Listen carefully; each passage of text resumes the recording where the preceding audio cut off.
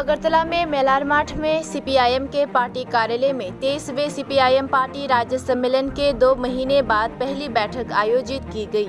इस दिन की बैठक में पोलिट ब्यूरो के सदस्यों को उपस्थित होना था, लेकिन खराब मौसम के कारण दिल्ली से वे नहीं आ सके।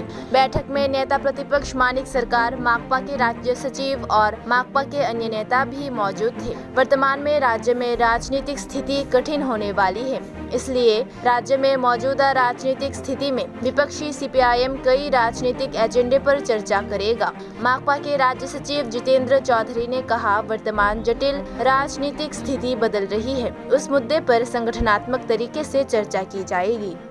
23तम राज्य सम्मेलনের পর আজকে এটা দ্বিতীয় রাজ্য কমিটির সভা হতে যাচ্ছে এবং পার্টির যে 23তম কংগ্রেস হয়ে গেল কেরালার কন্নুরে, তারপর এটা প্রথম সভা। তো স্বাভাবিকভাবেই আজকের এই সভা অত্যন্ত গুরুত্বপূর্ণ। প্রায় 2 মাস পর আমরা এই সভা করতে যাচ্ছি।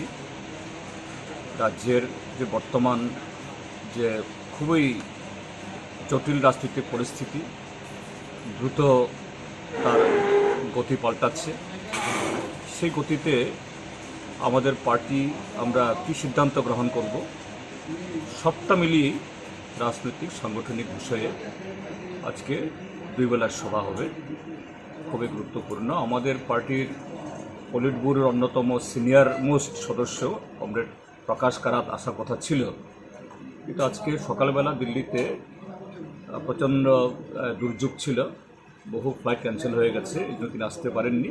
যাই হোক, আমাদের মিটিং যথারীতি যে এজেন্ডাগুলো ঠিক করা হয়েছে তারপরে এই সভা হবে। Thank you.